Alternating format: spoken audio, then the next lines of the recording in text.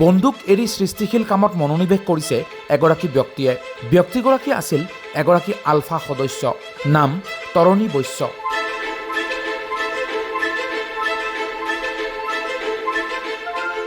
পেলনীয় সামগ্ৰীক নতুন ৰূপ দি তেওঁ সাজ সজ্জাৰ উপযোগী কৰি তোলে। নাৰিকলৰ বাকলি, বাঁহ আৰু কাঠেৰে প্ৰস্তুত কৰি উলিয়াইছে বিভিন্ন সাজ সজ্জাৰ সামগ্ৰী। মই সৰুৰে পৰা বাঁহ বেতৰ কামৰ লগত কোনোবাখিনিত জড়িত, কিন্তু বাকী আজিৰ সময়ত যিখিনি বস্তু তৈয়াৰ কৰিছোঁ বা বনাইছোঁ সেই বস্তুখিনি লকডাউনৰ সময়ত যেতিয়া ঘৰত বহি আমনি বোধ কৰিছিলোঁ তেতিয়াই মোৰ মনত খেলিলে যে এনেকুৱা ধৰণৰ কিবা কিছু বস্তু বনাব পাৰি নেকি। আৰু তেতিয়াৰ পৰা অনানুষ্ঠানিকভাৱে মোৰ কোনো শিক্ষাগুৰু নাই বা মোক কোনো শিকোৱা নাই, মই নিজে কেতিয়াবা ইউটিউব চেনেল চাওঁ আৰু মই নিজৰ মগজুৰে চেষ্টা কৰি এই ধৰণৰ বস্তুখিনি বনোৱাৰ এটা চেষ্টা কৰিছিলোঁ।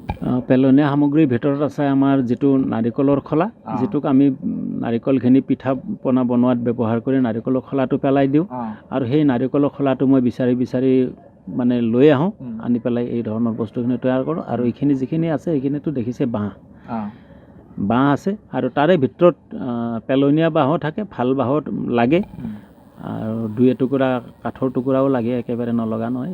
যিখিনি পেলনীয়া সামগ্ৰী সেইখিনি, আৰু যিখিনি আঠা, মেইন বস্তুটো আঠাটো কিনি আনো, সেইটো দামী হয়।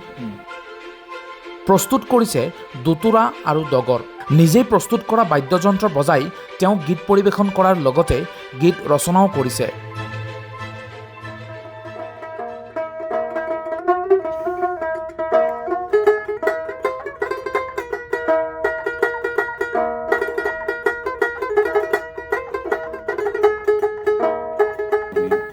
মই ইনষ্ট্ৰুমেণ্ট বুলি ক'লে মাত্ৰ দতৰা আৰু ডগৰটো মই নিজে বনাইছোঁ, আৰু তাক সংগত কৰি কেতিয়াবা মন গ'লে নিজে বজাওঁ, বা কেতিয়াবা কোনোবা এখন মঞ্চতো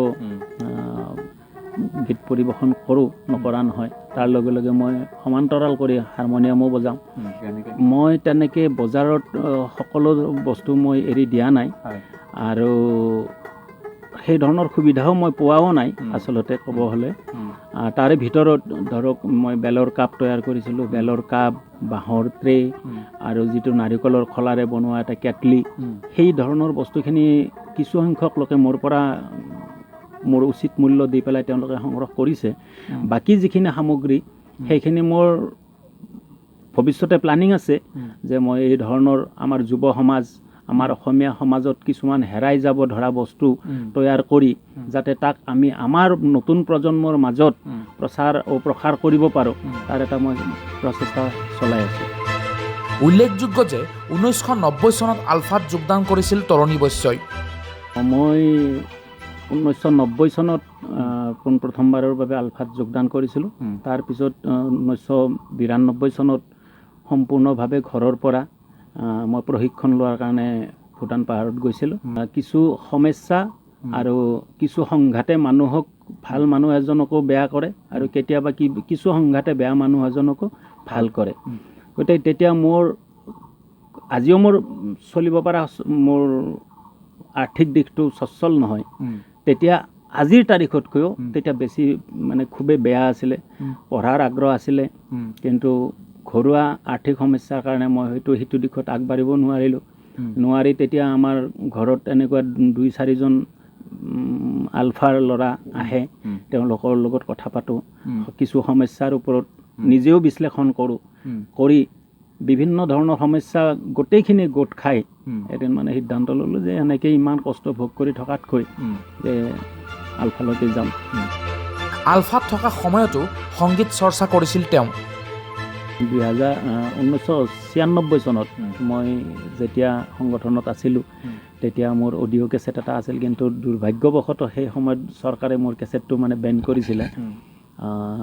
তাৰে আগৰ পৰাই মই সংগীতৰ লগত জড়িত, আৰু এই বস্তুখিনি দতৰা বনোৱা বা এই ধৰণৰ বস্তুখিনি মই লকডাউনৰ পিছতে মানে আপুনি ছাত্ৰ জীৱনৰ পৰাই সংগীতৰ লগত জড়িত? মই সংগীতৰ লগত মোটামুটি ধৰক ক্লাছ 6 মানৰ পৰাই জড়িত সম্পূৰ্ণ আছিলে আৰু সংগঠনে তেতিয়া মোক GHQ হেডকোৱাৰ্টাৰ যিটো আছিল আলফাৰ তাত মই সংগীত পৰিচালনাৰে দায়িত্বত আছিলোঁ আৰু সেই চৰ্চাটোত তেতিয়া এতিয়া যেনেকৈ আছিল এতিয়াতকৈ তাত বহুত বেছি ভালে চৰ্চা চলিছিল।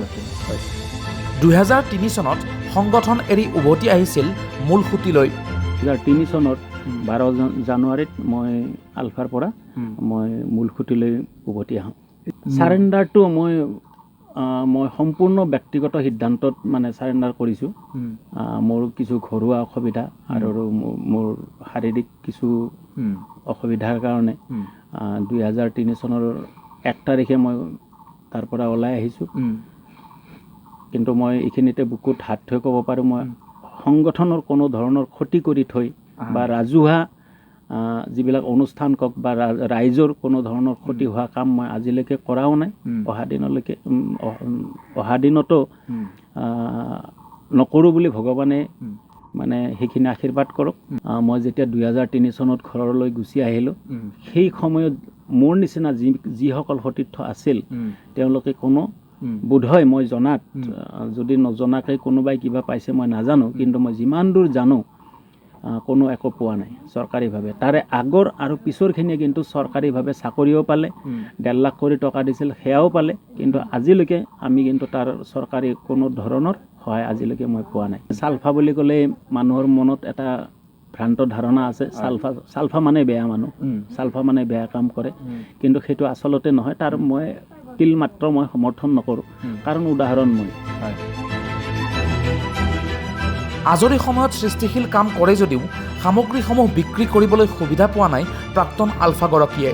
সম্প্ৰতি ব্যক্তিগত খণ্ডত কাম কৰি কিবাকৈ পৰিয়াল পোহপাল দি আছে যদিও পৰ্যাপ্ত পৰিমাণৰ ধনৰ অভাৱত ভুগিছে একালৰ আলফা সদস্যজন। আৰিফুল ইছলাম ৰিপৰ্ট, আৱাজ দ্য ভইচ।